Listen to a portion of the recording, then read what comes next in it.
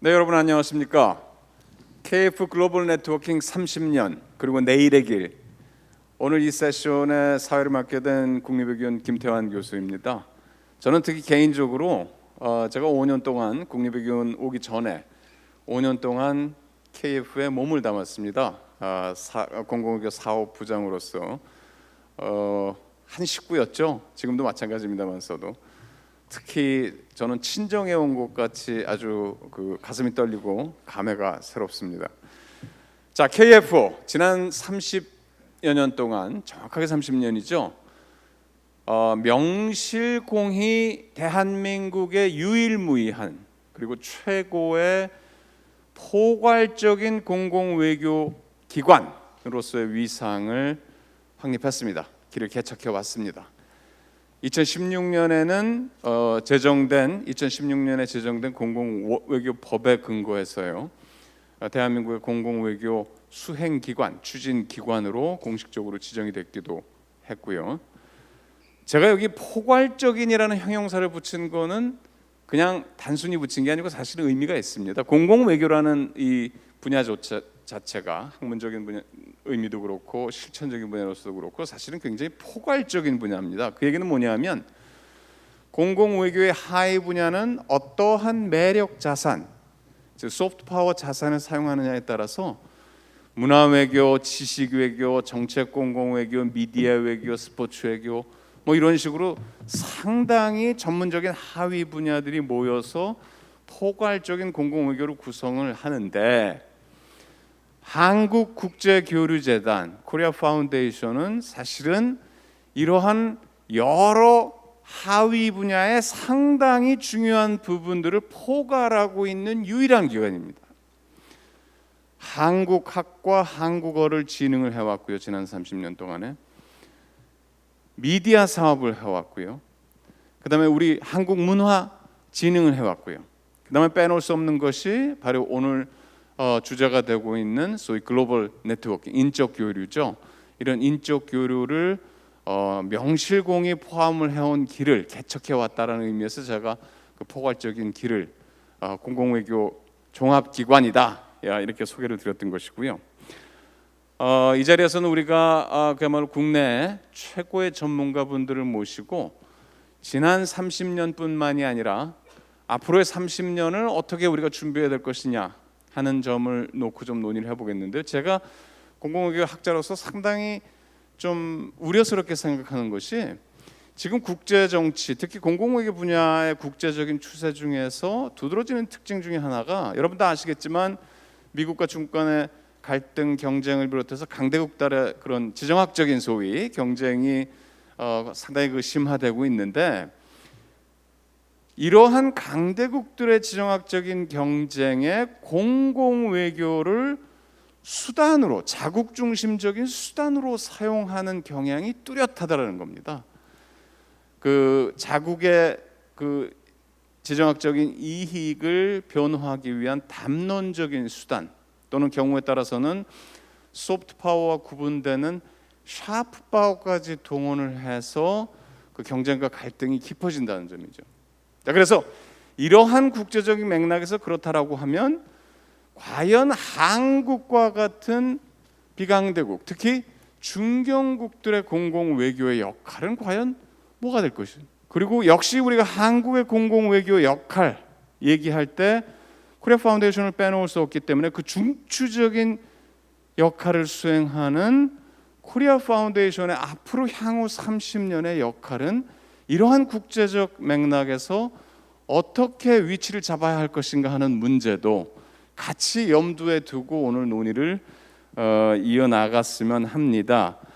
네 분의 전문가 패널을 모셨는데요. 이분들은 대한민국 최고의 해당 지역 국가의 대한민국 최고의 전문가분들일 뿐만 아니고 사실은 저희 그 KF 특히 제가 그 공공외교 사업부장으로 몸담고 있을 때부터 거의 함께 일을 해온 그야말로 거의 주은 KF 식구라고 또 말씀을 드려도 과언이 아닐 정도의 열정과 열의를 가지고 우리 KF 이끌어 주시고 지도를 해 주신 그런 분들입니다. 네 분 모셨는데요. 우선 제 왼쪽부터 한양대 국제학대학원의 엄구호 교수님 자리해 주셨고요. 대단히 감사합니다. 현재 한양대학교 아태지역연구센터 소장, 중서연구 편집위원장으로 활동하시고 러시아 대통령 훈장 푸시킨상을 받으셨어요. 축하드립니다. 뒤늦게 축하드립니다. 감사합니다. 이희옥 성균관대 교수, 성균중국연구소장님 자리해 주셨습니다. 한국정치학회 부회장, 국제정치학회 이사로 재직 중이시고 지금 중국 성균중국연구소장직을 굉장히 오래 하시는 걸로 알고 있는데 얼마나 되셨습니까? 11년. 더 하실 계획이신가요? 네. 우리 지금 중국의 그 유수 대학, 그 동지대나 텐진 외국어대를 비롯해서 그 겸직 교수로도 활동을 하고 계시고 또 중국의 저명 학술지 베이징대 정치학평론 동북아논단의 해외 편집위원으로 활동을 하신 아주 중국 통이십니다. 그다음에 서울대학교 남기정 교수님 자리해 주셨습니다. 감사합니다. 우리 토옥대학 법학연구과 교수와 국민대학교 국제학부 교수로 재직하셨고요. 현재는 서울대학교 재직하고 계십니다. 최근 연구로는 신한반도 체제의 한일 관계를 위한 시민연대 아주 흥미로운 그 반응을 불러일으켰습니다.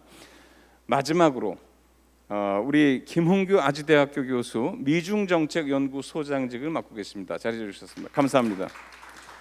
김 교수님께서는 여러 행정부를 거치면서 정부의 상당히 각 부처, 외교부, 국방부를 비롯한 각 부처의 굉장히 청와대를 비롯한 중요한 그 자문 역할을 많이 해주셨고요. 현재도 지금 청와대 국가안보실, 국방부, 외교부 혁신위원회 위원장 등 정부에 아주 그 고견을 많이 제공해 주시고 계십니다. 자, 이 네 분들 모시고 오늘 몇 가지 논의를 해 나가겠는데 첫 번째 제가 좀 여쭙고 싶은 것이요. 1991년 코리아 파운데이션이 출범한 이래로 지난 30년 동안 지금 여러 그 패널 여러분 선생님들께서 연구하시는 분야와 한국과의 관계가 상당히 큰 변화가 있었으면 그건 재언할 필요가 없을 것 같은데 특히 좀 여쭙고 싶은 질문이 지난 30년 동안에 지금 선생님들 연구하시는 지역 국가의 특히 국제 교류 협력 분야에서의 그 현재 위상을 어떻게 평가하실 수 있으신지, 그리고 이 부분이 진짜 중요합니다. 이러한 그 양국 관계에 있어서 국제 교류 협력 관계에 있어서 코리아 파운데이션의 역할이 있었다라면 어떤 것이었는지, 특히 여러 선생님들 아까 제가 말씀드렸던 것처럼 코리아 파운데이션의 사업에 아주 깊숙이 참여를 해 주시고 주도해 주셨기 때문에 참여해 주신 사업 위주로 간략하게 말씀해 주시면 대단히 감사하겠습니다. 우리 제 좌측에 우리 엄고 선생님부터 시작을 해볼까요? 예, 우선 지난 30년 우리 한국 공공 외교를 이끌어 오신 국제교류재단 모든 분들께 감사의 말씀을 드리고 또 축하의 말씀을 드립니다. 작년이 한러 수교 30년이었습니다. 지난 이제 30년을 평가해 볼 때 많은 평가가 있을 수 있지만 우리가 이제 한마디로 그 성격을 본다면 러시아가 한국에서 기대했던 경제적 이익, 또 한국이 북핵 문제나 여러 문제에서 러시아에게서 기대했던 정치적 이익을 서로 교환하고자 30년을 서로 이제 해왔는데 일정 부분 실망도 있고 또 일정 부분 성과도 있었습니다. 그럼에도 불구하고 가장 큰 문제는 역시 이제 한국 외교에 있어서 러시아가 외교 대상국으로 도대체 누구냐, 우리는 러시아를 어떻게 생각하냐 하는 데 대해서 아직 정확한 공감대를 갖고 있지 않다 하는 그런 문제가 있습니다.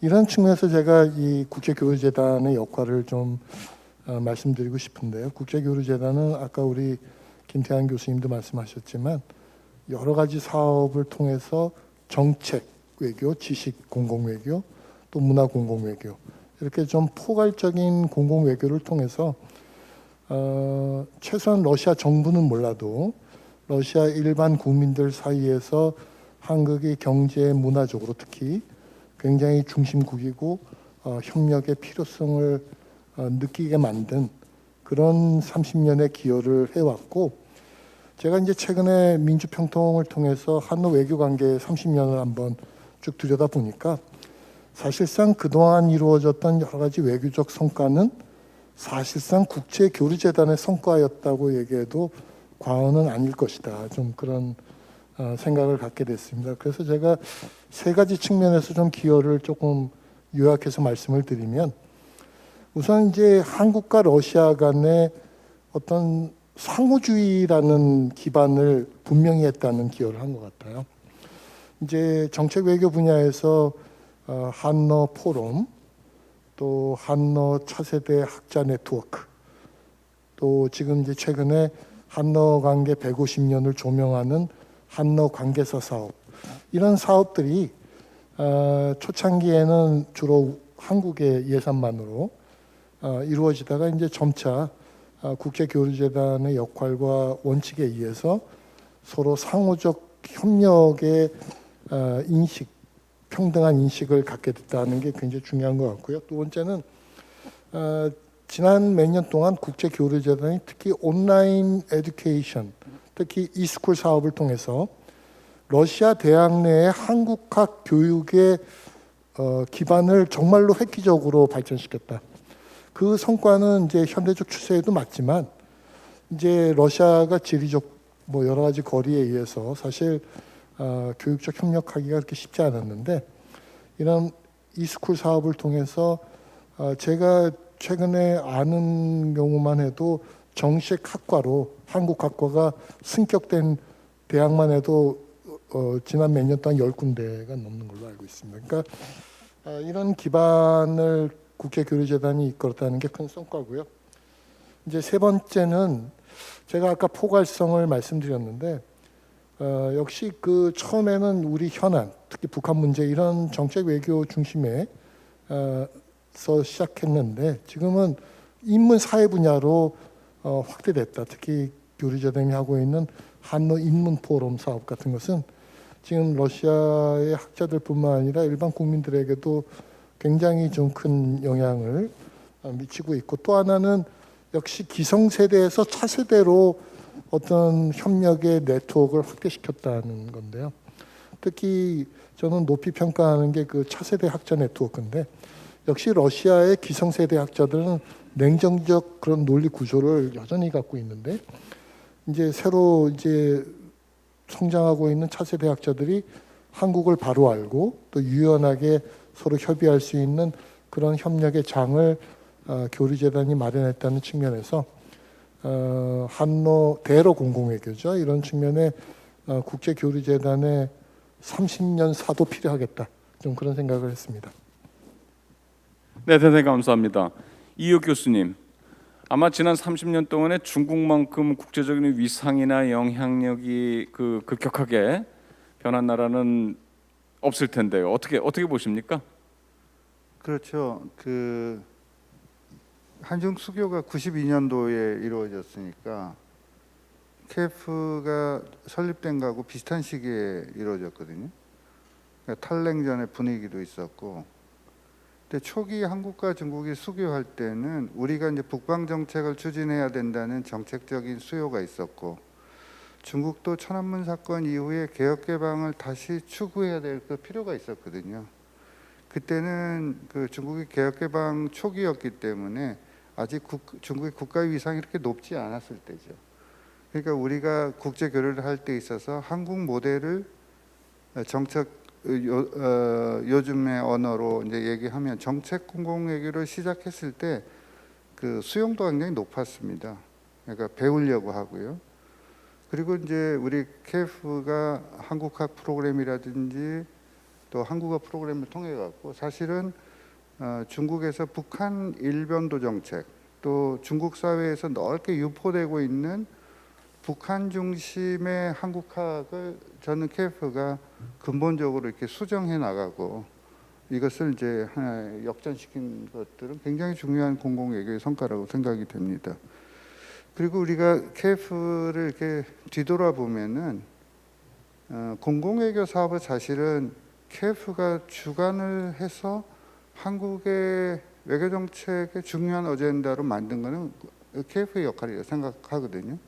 담론을 만들고 그 담론을 정책화하는 데까지 KF가 역할을 했다고 생각이 됩니다. 그래서 중국에서는 최근에 중국의 공공외교라고 하는 것들도 출발이 한국으로부터 자극받은 측면이 상당히 있습니다. 우리하고 비슷한 시기에 출발했고, 우리는 왜 코리아 파운데이션과 같은 그 재단이 없을까 해서 지금 논의되는 것들이 다양한 형태의 파운데이션, 그러니까 무슨 중국어로는 기금회라고 하는 것들을 만들어가면서 공공외교에 대한 엄청난 예산의 투자가 시작되는 것들도 우리를 통해서 창과 거울의 역할을 동시에 한 측면이 상당히 있었다고 생각이 됩니다. 그런 측면에서 제가 코리아 파운데이션에 그래서 그 기본적으로는 중국과 교류 협력하는데 많은 이제 중국과의 양자 네트워크를 갖고 있습니다. 근데 제 개인적인 경험에 비춰 보면은 그런 이제 양자 네트워크도 중요하고 상당히 성과를 냈는데요. 저는 이제 학교에 있다 보니까 코리아 파운데이션과 같이 협력해 나가면서 했던 사업들이 굉장히 인상적인 것들이 많이 있었던 것 같습니다. 저희 주로 청년들을 좀 집중을 했습니다. 그러니까 그 한국에 유학 와 있는 학생들이 한 7만 명 정도가 되는데요. 그 유학생들이 유일하게 한국에서 유학하고 돌아가면 그 국가에 대한 부정적 인식을 갖고 있는 유일한 국가가 중국입니다.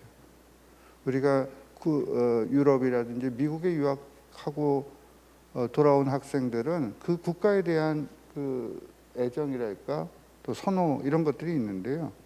한국에서 유학하고 돌아간 학생들은 한국에 대해서 선호가 강하지 않는 그 현상을 극복하기 위해서는 여기에 체류하고 있는 유학생들을 상대로 한국의 리얼 코리아를 잘 알려주는 것들이 굉장히 중요하겠다 이런 생각을 해서 그 코리아 파운데이션과 좀 협력해서 했던 것들이 굉장히 인상이 깊었던 것 같고요. 학술 부분도 마찬가지인 것 같습니다. 중국에서는 어떤 체제의 경직성 때문에 학술 논의가 굉장히 조금 동원되거나 아니면 위로부터의 지시를 따라서 정책을 수행하는 경향이 많은데요. 그런 공간을 조금 열어주면서 그 중국 내의 담론의 논의가 국제사회에서 통용될 수 없다고 하는 것들을 양자 대화를 통해서 알려주면서 아마 그 공식적으로는 수정하지는 않겠지만 돌아가서는 새로운 논의의 틀들을 만드는 계기들 여러 번 확인할 수 있었거든요. 그런 것들이 사실은 보이지 않았지만 지속 가능한 형태로 지식 공공외교 또 청년을 상대로 한 공공외교가 그 사회에 뿌리 내릴 수 있었다 생각합니다. 그것이 이제 최근에 들어와서는 중국의 외교 정책의 이동점이 바뀌고 또 중국이 대국이 되면서 한국을 보는 인식들도 바뀌는 상태에서 새로운 이제 변화가 나타나기 시작하고 있는데 거기에 맞춰서 또 새로운 형태의 한중 공공외교의 모델을 만들어갈 필요가 있지 않을까 이런 생각이 듭니다. 대단히 감사합니다. 남 교수님, 그 한일 관계 아주 어려운 문제라고 생각을 합니다. 누구보다도 가깝지만 전통도 깊고 또 동시에 그 한일 관계의 그 정치적 무드에 따라서 교류협력 관계가 상당히 영향을 받아온 부침을 많이 겪어온 것도 사실인데, 자, 우리 코리아 파운데이션의 역할 어떻게 보십니까? 네, 뭐 굉장히 컸던 것으로 저는 생각이 됩니다. 지금 그 코로나19 때문에 좀 가시화되어 있지 않기 때문에 우리가 잘 못 느끼는 거라고 생각되는데요. 정부 간 관계는 안 좋습니다. 뭐 당연히 그렇지만은 저는 눈에 보이지 않는 속에서 시민들 간의 관계는 대단히 활발하고, 또 저도 여러 차례 뭐 불려오기도 하고 또 이 만나는 기회가 많았습니다만은 연구자 간의 교류도 결코 나쁘지 않습니다. 굉장히 새로운 면도 좀 보이고 있고요. 근데 그런 점에서도 굉장히 KF가 그동안에 노력해왔던 것이 역력히 지금 보이고 있다고 생각되는데, 단지 우리가 지금 느끼고 있지 못할 뿐이라고 생각이 됩니다. 이 KF 30년 먼저 축하드리고 싶은데요. 이 30년이라고 하는 얘기를 들으니까 제 유학했던 게 91년이어서 그때부터 30년이구나라고 하는 걸 느꼈습니다. 근데 그동안의 한일 관계는 지금 최근에 드러나는 것은 정부 간의 굉장히 안 좋은 관계이긴 합니다만은, 한일 간의 관계는 그동안에 이 수평화 대칭화라고 하는 걸로 요약되는 그런 관계로 변화해 왔다고 생각이 됩니다. 국가 간의 관계도 그렇지만은 시민들 간의 교류의 분위기도 그렇게 변해 왔다고 생각이 됩니다. 그리고 좀 상징적으로 말씀드리자면은, 제가 유학 초기나 아니면은 소장 그러니까 막 학위 마치고서 연구자로 출발을 했을 때는 제가 잘 몰라서 그랬는지 모르겠습니다만은 JF의 압도적인 존재감이 있고 거기에 KF가 조금 끼어 있는 그런 분위기였습니다. 그렇지만은 지금은 뭐 완전히 대등하지는 못하다 하더라도 상당한 부분 이 대등한 그러한 위치에서 하고 있고, 때로는 KF가 오히려 JF를 뭐 이끌어가는 것까지는 모르겠습니다만은 JF에 자극을 주고 있는 그런 행동도 한일 간에서는 일어나고 있다고 저는 생각이 됩니다. 그런 의미에서 굉장히 그 KF의 그동안의 노력이라고 하는 것은 대단히 큰 거라고 생각이 되고요. 뭐 2018년도에 다들 아시겠지만은 한일 왕래 1000만 명 시대를 맞이했었습니다. 근데 그때도 한일 관계 굉장히 안 좋았던 상황인데도 그렇게 인적 교류가 있었다라고 하는 것은 거의 뭐 KF의 노력이 거기에 있었다라고 생각이 되고요. 최근 들어서 이제 그런 점에서 제가 이제 KF의 행사나 어떤 그 지향이나 이런 것들을 봤을 때 느끼는 것, 그리고 제가 거기에서 오히려 저 또한 굉장히 많이 얻어가고 있는 것은, 역시 이런 말씀 드려도 될지 모르겠습니다. 굉장히 KF의 이 모습이 세련돼졌다 이렇게 느낍니다. 과거에는 제가 JF나 이런 것들을 봤을 때 굉장히 세련된 모습이 있어가지고 이게 모르는 사이에 이렇게 슬슬 스며드는 그런 것들이 있었거든요. 근데 KF는 그런 거에 비하면은 대단히 처음에 제가 느꼈을 때는 이렇게 좀 세게 들어오는 느낌이 좀 들었습니다. 뭐 이렇게 우리의 국가의 이 방침이나 이런 것들을 설명을 하고 그거를 이해시키려고 하는 그런 것들이 굉장히 앞서 있다 이런 느낌이 들었는데, 최근에는 그런 점에서는 상당히 그런 것들이 전면화되지 않고 함께 가려고 하는 그러한 태도가 보인다라고 하는 거죠. 그러니까 그런 의미에서는 국익을 내세운 그런 공익 외교가 아니라 그야말로 공익을 내세우는 그 공공 외교로 좀 변하고 있구나라고 하는 것을 현장에서 좀 느낍니다. 그런 점에서는 상당히 이 방향으로서는 옳은 방향으로 지금 가고 있다고 느끼고요.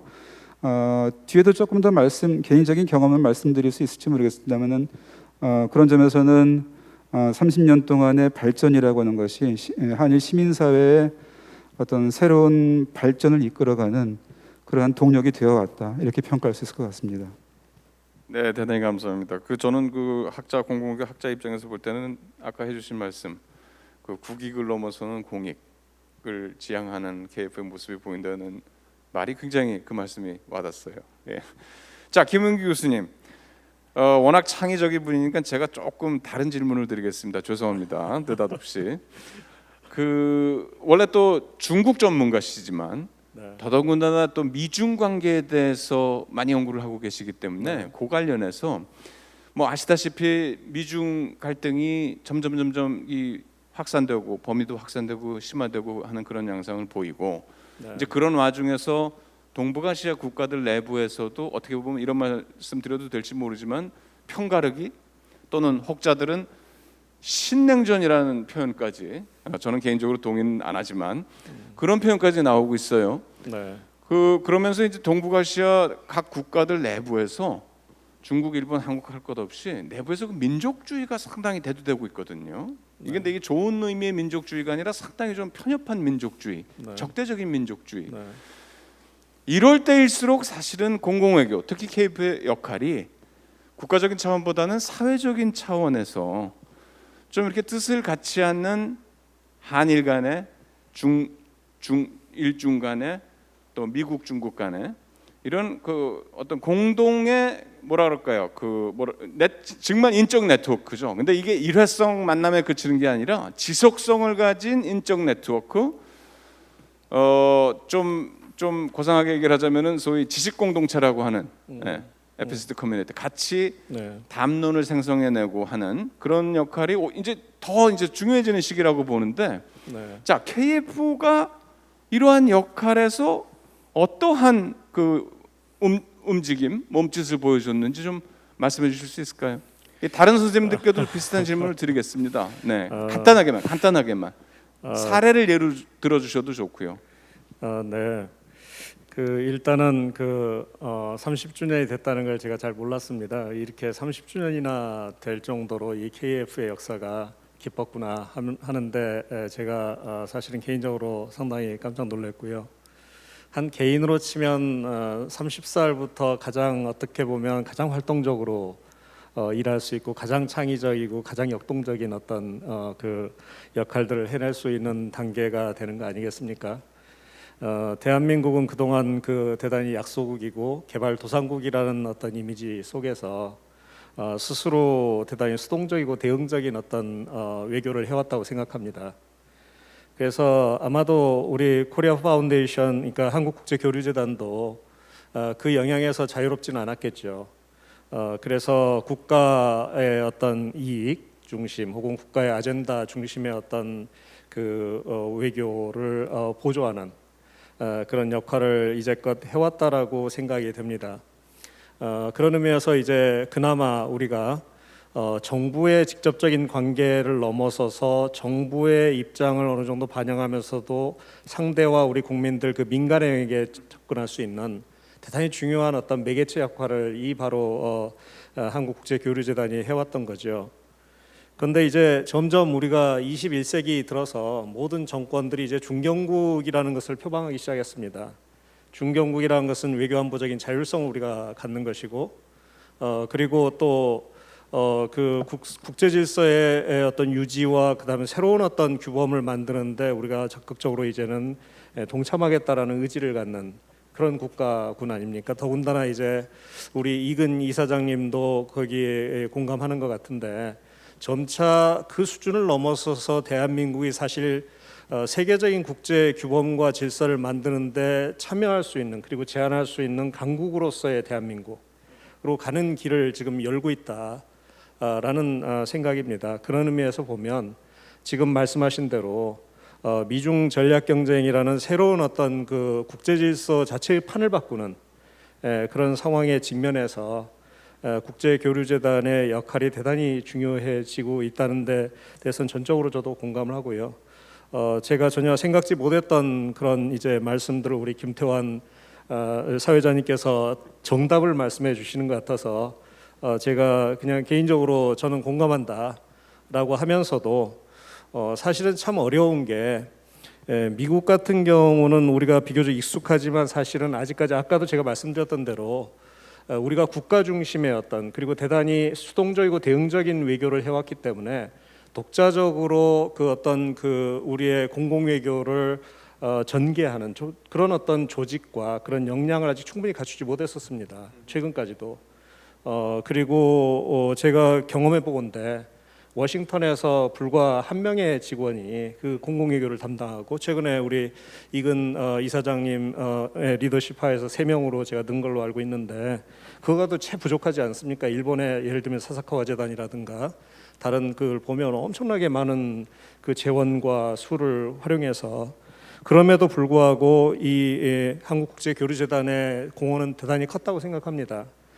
일단은 정부 중심의 어떤 그런 혹은 정치 지도자 중심의 접촉에서 이제 의회와 의회 관련된 정책 그 입안을 할 수 있는 사람들에게 대한 광범위한 접근, 그다음 중앙 정부를 넘어서서 지방 정부 차원까지 이제 확대해 나가는 그런 차원. 그런데 이제 안타까운 것은 중국은 사회주의 체제이기 때문에 사실 우리가 생각했던 것보다 그렇게 많은 효과를 거두지는 못한 것 같습니다. 중국 정부 자체가 그것을 허용하지 않습니다. 다른 국가가 들어와서 공공외교를 그 시행하는 것을. 그럼에도 불구하고 현재 중국에 단 한 명의 그 우리 그 한국국제교류재단 지사 인원이 파견됐다는 건 대단히 안타까운 현실입니다. 그 중국의 중요성을 감안할 때 훨씬 더 오랜 그 호흡을 가지고 중국 전문가들을 길러내야 되고요. 그리고 그 앞으로도 계속 그 중국 대중국 공공외교를 강화해야 됩니다. 왜 그러냐면 이옥 교수님께서 말씀하셨던 대로 중국도 이제는 공공외교를 하지 않을 수가 없습니다. 신경 쓰지 않을 수 없고 거기서 이제 미중 전략 경쟁 시대에 한국과 중국의 공공외교가 어떤 접점에서 만날 것인가에 대한 답을 우리가 찾아내야 됩니다. 그리고 미중 전략 경쟁의 상황 속에서 한국의 공공외교가 어떤 방향을 지향할 것인가에 대한 나름대로의 답도 우리가 찾아내야 됩니다. 그런데 말씀하신 대로 사실 공공외교를 하자 보면 우리가 전쟁하자 이렇게 할 수는 없지 않습니까?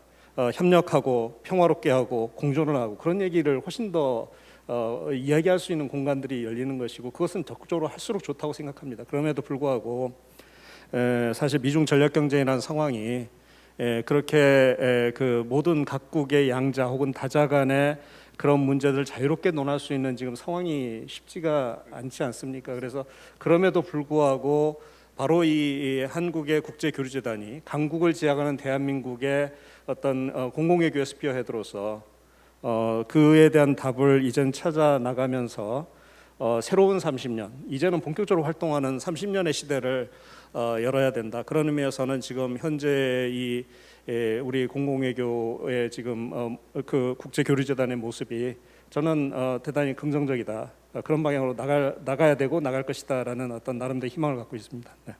대단히 감사합니다. 우리 김은기 교수님께서 아주 좋은 말씀을 해주셨는데 이혁 교수님, 그 제가 그 김은기 교수님 드린 질문에 대해서 혹시 추가하실 그 코리아 파운데이션이 주관하는 그런 지속성 있는 중국과의 인적 네트워크, 뭐 지식 공동체 이런 것들이 있을 수 있을까요? 그렇죠. 이게 그 지식 공동체를 만들려고 그러면 제일 중요한 게 지속 가능성인 것 같아요.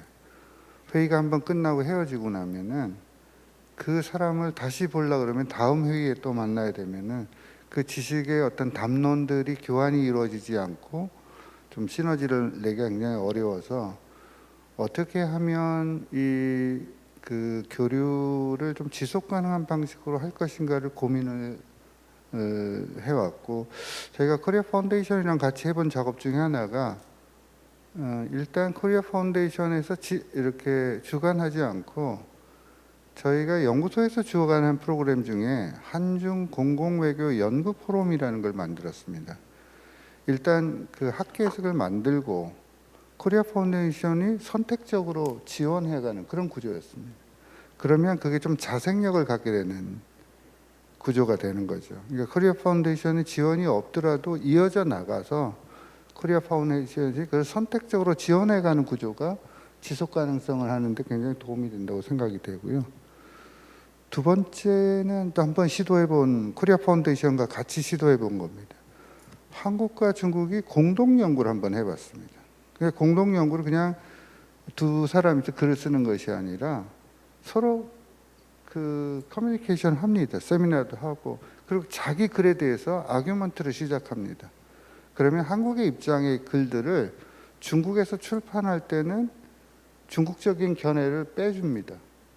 중국 측의 견해를 한국에서 출판할 때는 민감도를 빼주는 겁니다. 그 과정에서 서로가 가장 불편하게 여기고 있는 것이 무엇인지를 발견하게 되는 거예요. 그래서 이 학자들 간에 어떤 그 출판물을 통한 공동 연구들도 지속 가능성이 중요하다고 생각하고요. 맨 마지막에는 양자 대화를 다자 대화로 늘려가는 것이 지식 공동체를 확대하는 데 가장 결정적으로 중요한 것 같습니다. 양자 대화의 한계는 굉장히 많은 한계를 가지고 있죠. 그래서 저희가 그 코리아 파운데이션이랑 같이 해본 작업 중에서 가장 인상적인 것이 그 CSIS하고요, 코리아 파운데이션하고 저희 연구소하고 중국의 국제 우호연락회라고 하는 기관 베이스로 해서 3자 회의를 한 적이 있습니다. 그 아마 중국 사람들이 3자 회의 올 때는 개별로는 참여하는데요, 기관별로는 참여하지 않거든요. 아마 코리아 파운데이션이 그거 브렉스루를 열었다고 생각하거든요. 근데 굉장히 그것이 지속 가능하지 못했습니다. 근데 어떻게 하면 그것을 지속 가능하게 할 것인지를 지금 고민해야 될 단계라고 생각이 되는데, 말하자면 소다자 또는 다자 회의가 굉장히 다양화될수록 담론들이 공동의 담론들을 만들어낼 수 있고 그게 전파의 효력이 굉장히 크다고 생각이 됩니다. 그를 통해서 이제 지식 공동체가 조금 더 이제 진일보 발전해야 되지 않을까 이런 생각이 드는데요. 거기에 청년이라는 레이어를 결합하게 되면 훨씬 더 시너지가 있을 것 같습니다. 그러니까 제가 그 캠퍼스 이시아 프로그램을 같이 이렇게 코리아 파운데이션 사업이랑 연계해서 시도해 본 적이 있는데요. 젊은 사람들의 사고는 기성세들이 갖고 있는 것과 완전히 다른 상상력과 다른 세계를 꿈꾸고 있는 것 같습니다. 그래서 이 소다자라고 하는 것들도 청년의 영역까지 같이 결합해 보면 여러 가지 프로그램이 있어서 우리 코리아 파운데이션이 30년을 맞아서 다음 스텝을 준비할 때는 이러한 것을 이제 기존의 그 성과에 기초해서 이러한 것들을 확산해 나가면 뭐 시너지가 굉장히 극대화되지 않을까 이런 생각을 합니다. 귀중한 말씀 대단히 감사합니다. 남 교수님, 일본 어떻습니까? 인적 지금 네트워킹, 지속성 있는 인적 네트워킹. 네네.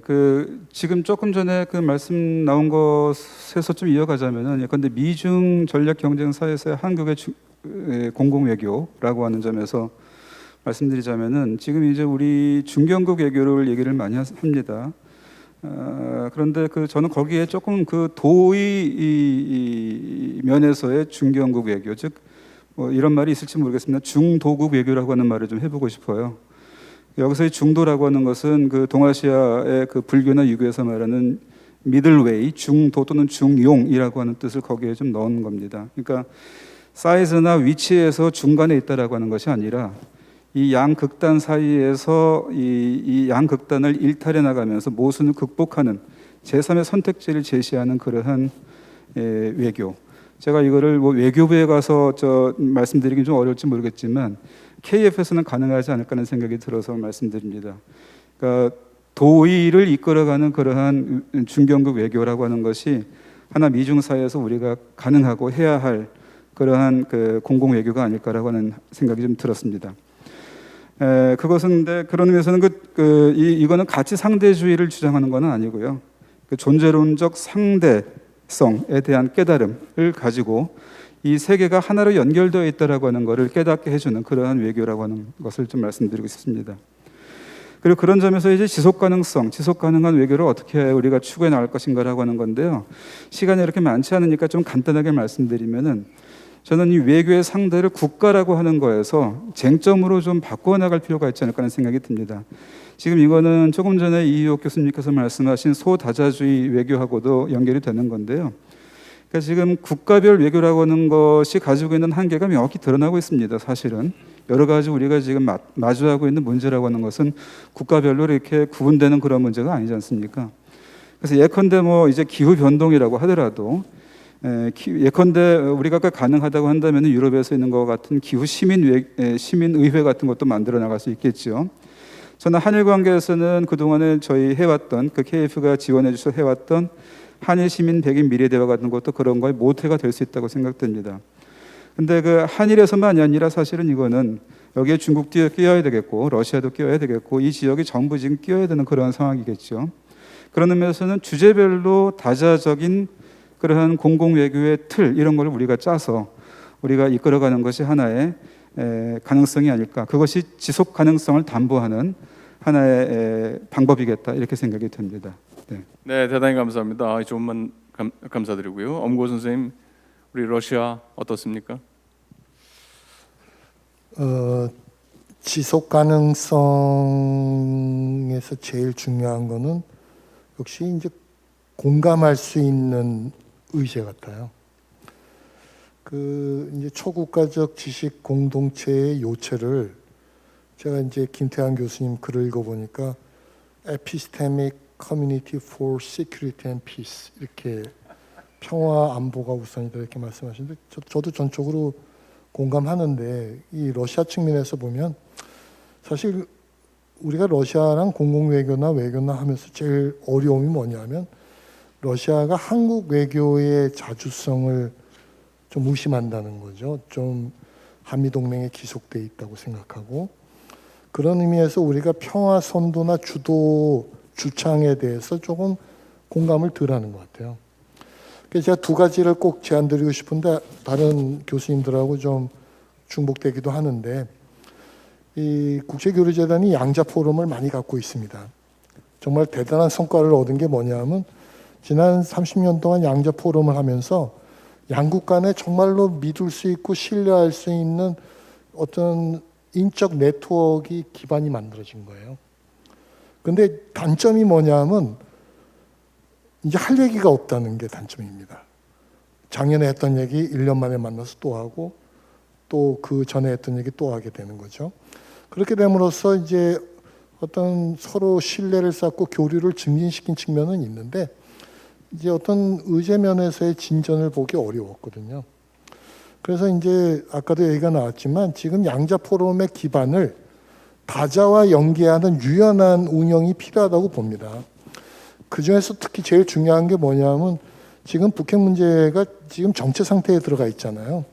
이제 국가 간의 외교적 협의가 어려운 상황인데 이런 민간이나 공공외교 트랙에서 주도는 최소한 북한을 빼고 오자 회의는 시작할 수 있거든요.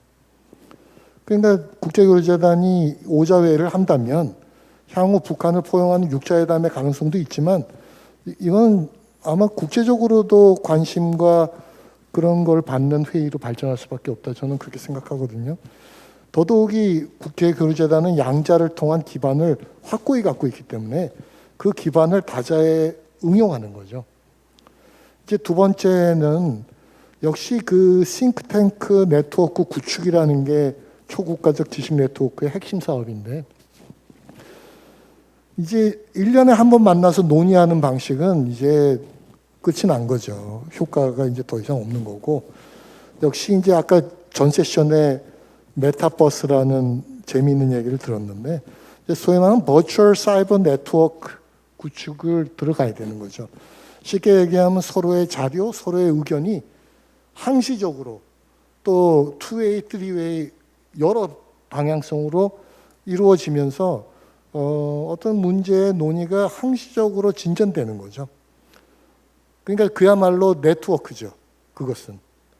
그래서 그런 차원의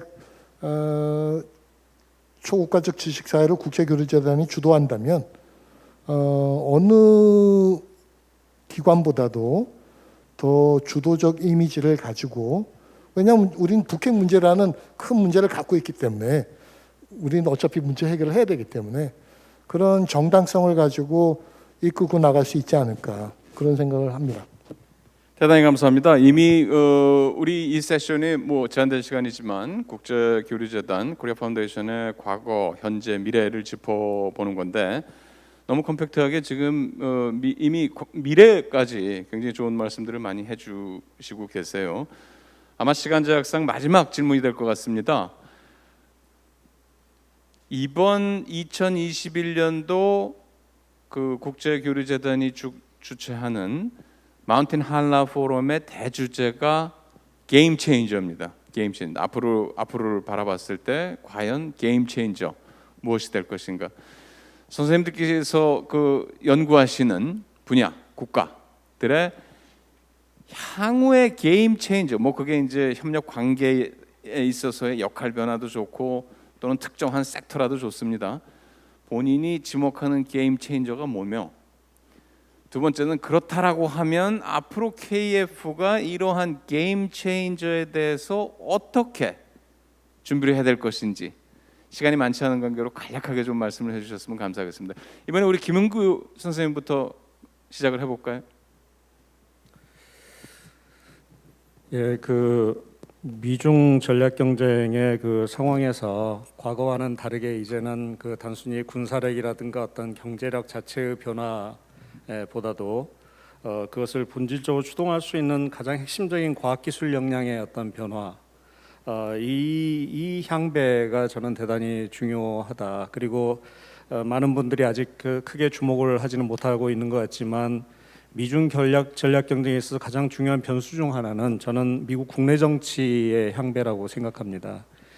그 동향들을 제대로 읽을 수 있어야 되고, 그 또 하나는 그 우리 한국의 외교안보의 입장에서 큰 리스크는 그 우리가 기존에 갖고 있는 과거 어떤 그 의존적인 어떤 경향, 그런 사고로 인한 저는 정세 오판이라고 생각합니다.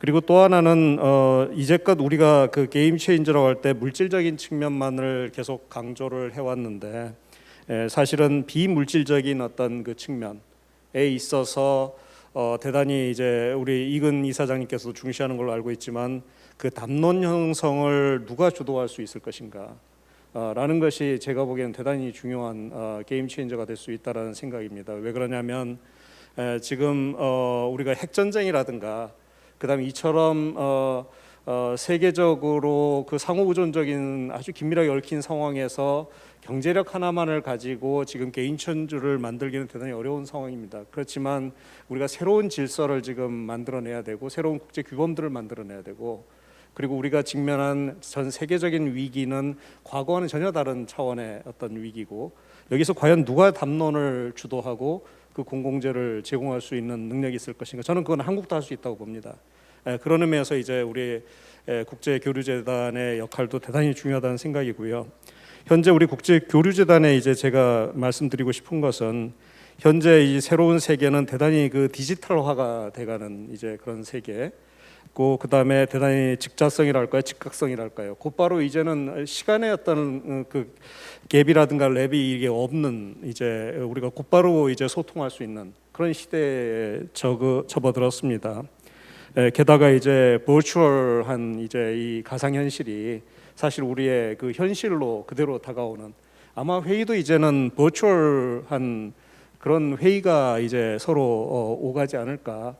그런 생각도 듭니다. 그러면서도 미중 전략 경쟁이 이제 양극화의 경향 속에서 계속 그것을 또 그 경향과는 또 다른 이제 하나의 어떤 대립과 이분법의 세계로 자꾸 그러면서 이제 군사적인 어떤 갈등과 경쟁의 세계로 또 몰고 가는 아주 그 복합적인 양상이 있는데 거기에 대한 이제 우리가 어떻게 그러면 이런 세계 속에서 강국으로서의 한국이 어떤 담론들을 제시할 수 있을까? 그리고 어떤 접근법, 과거와는 전혀 다른 국가 아까 말씀하신 대로 국가 중심의 어떤 국가 이익을 위한 그리고 남기정 교수님께서도 말씀하신 대로 그런 어떤 아주 좁은 의미의 그런 국가 이익을 추구한다면 오히려 한국의 이미지에 오히려 부합되지 않는 그래서 새로운 담론, 새로운 세계, 새로운 비전을 열어가야 되고 그에 합당하게 한국국제교류재단도 과거에는 국가 중심의 어떤 아마 조직이었을 겁니다.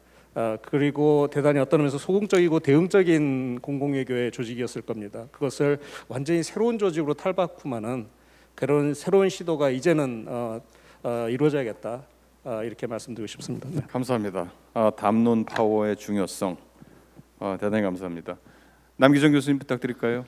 네, 그 한일 관계의 게임 체인저, 한일 공공 외교의 게임 체인저가 무엇이냐? 결론부터 말씀드리면은 기후 변동이라고 생각합니다. 한국과 일본 사이에 이른바 역사관을 둘러싸고 대립하고 있는 정부 간 관계, 그리고 이 동북아시아의 그 근미래 질서를 둘러싸고 대립하고 있는 정부 간 관계, 이거로 봤을 때는 당분간 한일 관계는 제 표현입니다만 장기 저강도 복합 갈등의 시대를 살아가야 할 것 같습니다. 그렇지만 그러한 갈등의 시대를 살아가면서 정작 이곳을 살아가는 인간들은 여러 가지 위협 속에 지금 노출되어 있습니다. 그게 이제 기후 위기로 노출되는 것이고요. 코로나19가 저희들에게 그것을 가르쳐 줬습니다. 코로나19라고 하는 것 속에서 우리는 지정학이라기보다는 속도의 정치가 중요하다라고 하는 것을 깨닫고 있습니다. 속도라고 하는 것은 즉 이 팬데믹에 대처하는 그 이 속도라고 하는 것일 수 있겠죠. 검사를 진행해서 격리시킬 때까지 걸리는 타이밍, 또는 백신을 개발하고 접종시키는 속도, 또는 팬데믹을 지연시키는 그러한 기술, 그리고 더 나아가서는 팬데믹을 엔데믹화하는 것은 변이라고도 하는데, 이 변이, 바이러스가 이 변이를 일으키는 주기라고 하는 것은 하루라고 들었습니다. 그러니까 인간의 시간과 바이러스의 시간과의 경합, 이런 것들이 속도의 정치를 우리에게 지금 과제로 제출해주고 있는 것 같습니다. 또 하나는 지금 코로나19라고 하는 것은 정상사고라고 하는 그러한 노멀 액시던트라고 하는 정상사고라고 하는 얘기가 있습니다. 즉, 이 사회는 정상으로 돌아가는데 일어나는 그러한 사고라는 얘기죠. 우리는 지금 그런 의미에서는 성장 중심의, 효율 중심의 그러한 좋은 사회를 만들어갔다고 자부해 왔지만 거기에서 일어나는 일들을 우리는 통제하고 못하고 있습니다. 그런데 국내적으로는 여러 가지 비판을 받고 있음에도 불구하고 국제적인 시야에서 봤을 때 한국과 일본은 그럭저럭 잘 견디고 있습니다. 그건 왜 그런지는 잘 모르겠습니다만 여러 가지 이유 중에 하나는 그나마 이 사회 조직 안에 공동체주의적인 그 무엇인가가 있는 것은 아닌가라고 하는 그런 생각이 듭니다. 그런 점에서 한국 시민사회와 일본 시민사회가 연대하거나 또 연계해서 무언가 할 수 있는 것이 있지 않을까라고 하는 그런 생각을 해봅니다. 그런 의미에서 이 코로나19로 드러난 기후 변동에 대응하는 한국과 일본 시민의 새로운 협력이라고 하는 것이 한일 관계도 바꾸고 동북아시아 국제 정치도 바꿔가면서 어떤 의미에서는 세계 정치까지도 유효한 그러한 어떤 영향을 줄 수 있는 그러한 움직임이 되지 않을까라고 하는 것이 저의 생각이고 희망이기도 합니다. 이상입니다. 고맙습니다. 이혁 교수님 부탁드리겠습니다. 한 2분 정도만. 네네. 그 한중간에 예를 들면 게임 체인저가 어디서 올까 이렇게 보면 저는 그 국가의 존재 방식을 둘러싼 디커플링이 있을 수 있다고 생각합니다. 그러면 그 게임 체인저를 극복하는 방식은 한국 외교의 자산 중에 중요한 것 중에 민주주의, 인권, 자유, 평화 이 가치를 어떻게 축적하느냐는 문제가 굉장히 중요한 과제로 등장할 것 같고요. 조금 더 큰 틀에서 보면 이 게임 체인저는 기술에서 올 것 같은데요. 저는 이제 반도체, 포스트 반도체 논쟁들을 어떻게 해나갈 것인가 하는 것이 단기적으로 주어진 숙제 같습니다. 결국 세계는 지금 6G 경쟁, 6G와 결합한 양자 컴퓨팅 경쟁으로 그냥 다른 단계로 지금 진입을 했지 않습니까? 이것이 우리한테 주는 의미는 가격 대비 성능을 소비하는 것이 아니라 오직 성능만을 소비하는 완전한 형태의 이 게임 체인저가 등장하고 있는 것이죠. 그러니까 이 게임 체인저를 결합하는 극복하는 방식은 융합과 결합에 있다고 생각이 됩니다. 그리고 기술과 외교의 결합에 있는 것이고요. 이게 우리 KF를 중심으로 하는 공공에게 주는 미션은 이런 게 있는 것 같습니다. 앞으로 포스트 반도체 또는 이제 포스트 휴먼 사회가 우리한테 주는 메시지는 인간과 호모사피엔스와 기계라는 완전히 다른 종류의 공존해야 되는 그런 포스트 휴먼 사회에 대한 도전들이 가까이 와 있는 것 같습니다. 근데 그 포스트 휴먼 사회를 지구 공동체가 어떻게 논의할 것인지를 저는 코리아 파운데이션이 담론을 주도해 나갈 수 있다고 생각하고요. 또 하나는 이 강대국들이 만들어 놓은 그 기후 변화의 문제가 있습니다. 미국이 2050년까지, 중국이 2060년까지 탄소 중립을 선언했습니다. 우리나라 기업들은 2040년까지 탄소 중립을 다 선언을 했습니다. 그런데 이것이 실현될 것이라고 생각하는 사람은 아무도 없습니다. 이건 다 허구죠. 그러니까 미국뿐 아니라 모든 국가들이 기후 악당이 되는 거죠. 지키지 못한 약속을 내놓고서 하고 있는 거죠. 책임을 강권하고. 이 공공외교 차원에서 반드시 지켜야 하지만 지킬 수 없는 그 구조를 만들어내는 것들이 공공외교 대단히 중요한 과제라고 생각합니다. 우리가 한자에 문제라는 말이 있지 않습니까? 문제라는 원래 어원이 있는 상태와 있어야 될 상태의 간격을 문제라고 합니다. 코리아 파운데이션이 이런 문제를 어떻게 제기할 것인가, 이 문제가 바로 담론이기 때문에 이 담론을 가지고 지구 공동체가 어떻게 논의해야 될 것인가, 그걸 고민해야 될 단계라고 생각합니다. 대단히 감사합니다. 엄구호 교수님 마찬가지로 마지막입니다. 2분 부탁드리겠습니다. 제가 생각하는 게임 체인저를 다 말씀하셨어요. 그래서 좀 한너간에 좀 국한해서 좀 생각을 해보겠습니다. 지금 한국 경제의 잠재 성장률이 아마 2%가 될까 말까 하고요. 여러 가지 이제 뭐 디지털 트랜스포메이션, 뭐 그린 테크놀로지 얘기하지만 역시 이제 저희가 어떤 고용을 할 수 없는 이제 저성장 추세 속에 있는데 사실 이제 한국은 섬나라죠. 사실은 지금 저희 물류의 98%가 배로 나가고 있고 1% 비행기로 나가고 그 1% 기차로 갑니다. 그게 이제 사실상 이제 섬나라인데 이제 역시 이 동북아의 이런 지정학적 부담이나 구조에서 보면 결정적 국면은 북한의 변화에서 오는 거죠. 결국은 게임 체인저는. 그러니까 이제 한국이 그거를 선순환 방향으로 이끌고 갈 수 있는 역량이 있느냐 없느냐가 사실은 한국의 미래, 특히 경제의 미래도 결정할 가능성이 큰 거고 그런 면에서 보면 한러 간에 이제 남북로 철도나 남북로 에너지나 전기 이런 협력의 성사 여부가 결정적 국면이 되는 거죠, 사실은. 지금 이제 한러 간 교역액이 250억 불인데요. 예를 들면 에너지 연결망만 하면 400억 불이고 러시아는 한국은 러시아에서 제2위나 3위 교역국이 됩니다. 그러니까 완전히 지금의 성격하고는 완전히 다른 본질적 성격이 다른 한러 관계로 가는 거죠. 특히 북한이 한국이나 러시아의 에너지나 물류를 의존하게 된다면 그런 의존성이 가져오는 어떤 새로운 국면이라는 것은 지금하고는 또 전혀 다른 거죠. 이 북핵 문제 해결 방식도 달라지는 거고. 그러니까 이제 우리가 그런 거를 이제 이끌고 나감에 있어서 특히 국제교류재단은 역시 그런 남북러의 대화의 대화의 틀을 싱크탱크 네트워크를 활용해서 기여할 수 있는 협력의 장을 공공외교 차원에서 만들어낸다. 그런 역할이 굉장히 중요할 것 같습니다. 특히 이제 북한의 향후에 이제 그런 여러 가지 교육 지원, 뭐 여러 가지 지원에 있어서도 이제 러시아나 이런 국제적 협력 네트워크가 중요하기 때문에 그런 협력 네트워크를 망을 짜는데도 교류재단이 이제 역할을 할 수밖에 없는 거고요. 이제 게임 체인저하고 관계 없고 이제 마지막에서 제가 딱 한 가지만 이제 교류재단에게 말씀드리고 싶은 거는 이때까지 이제 너무나 많은 일을 다 잘했기 때문에 우리가 이제 이때까지 잘해놓은 일을 어떻게 잘 활용하고 확산할 수 있느냐 이런 것도 잘 고민할 필요가 있다고 생각해요. 제가 재작년에 좀 쇼크 먹은 일이 있었는데 저희가 그 한국의 유명한 소설을 러시아 말로 번역해서 러시아에서 출판 또 국립어학 번역원이나 이런 데서 지원해서 낸 책이 100종이 넘습니다.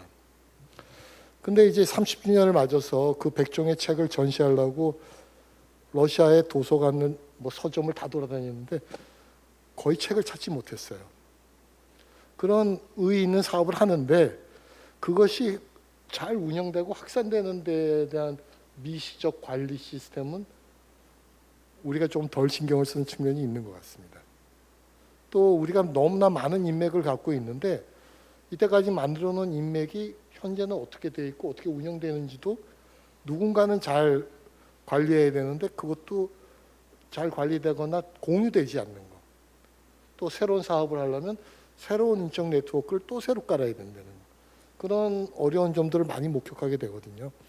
그 중심에 사실 교류재단이 있습니다. 그런 인적 자산이나 여러 가지 그 문화적 그런 자산을 만들어 놓은 데 있기 때문에 그런 면에도 조금 신경을 쓰면 교류재단에 대한 그 평가나 그 평판이 훨씬 더 이렇게 좋아질 수도 있지 않겠나 그런 생각을 합니다. 네, 대단히 감사합니다. 오늘 네 분 전문가 선생님들이 너무나 그 좋은 말씀들 또 때로는 아주 약이 되는 아픈 말씀들 해주셨는데 이것을 제가 감히 뭐 정리를 하고 요약을 한다는 것은 할 수도 없거니와 부질없는 짓이라고 생각이 됩니다. 앞으로 30년 어떤 공공 외교를 선택할 것인가? 저는 개인적으로 그렇게 생각합니다. 첫 번째는 무엇보다도 우리의 대한민국이 느끼는 우리의 주관적인 필요죠. 우리의 주관적인 정체성, 우리의 주관적으로 우리가 수행해야 한다고 생각하는 역할. 두 번째 요소는 저는 국제사회에서 한국에 대한 역할, 기대, 예상 이런 것 굉장히 중요하다고 생각을 합니다. 세 번째는 이제 그야말로 국제 구조, 국제 정치의 구조 이런 구조적인 측면인데 첫 번째 두 가지 측면에서는 뭐 너무나 명확한 것 같아요. 최근에 우리가 G7에 초청된 거라든지 예컨대 또 그 UN 무역개발 회의에서 이미 웅크타드에서 이미 이민이라는 선진국이다라고 지정을 한 것처럼 한국에 대한 국제사회의 그런 역할 이런 거는 너무나 자명한 것 같습니다. 그런데 그 국제 구조에서의 그런 오늘 많은 선생님들이 얘기해 주신 그런 갈등적인 측면 이런 것들을 고려했을 때는 역시 이제 한국 공공외교 앞으로 향후 30년은 너무 우리 중심적인 그런 공공외교를 벗어나서 초국가적인 어떤 그 공감을 만들어내는 그 담론 말씀도 많이 해주셨고 이제 그런 것들이 프로그램화돼서 하는 그리고 그러한 초국가적인 공감 특수성을 벗어나서 보편성을 추구하는 공공외교를 하는데 저는 핵심적인 것이 역시 글로벌 네트워킹이라고 봅니다. 따라서 앞으로 한국의 공공외교 30년 거기에 핵심적인 역할을 수행할 코리아 파운데이션 한국국제교류전의 향후 30년 저는 굉장히 큰 기대 그리고 아주 큰 확신을 갖고 있습니다. 개인적으로. 네 분 선생님들 오늘 귀한 말씀 주셔서 대단히 감사합니다. 오늘 같이 함께해 주신 여러분들 감사드리고요. 우리 패널 선생님들께 큰 박수 한번 부탁드리겠습니다. 오늘 이것으로 이번 세션을 마치도록 하겠습니다. 대단히 감사합니다.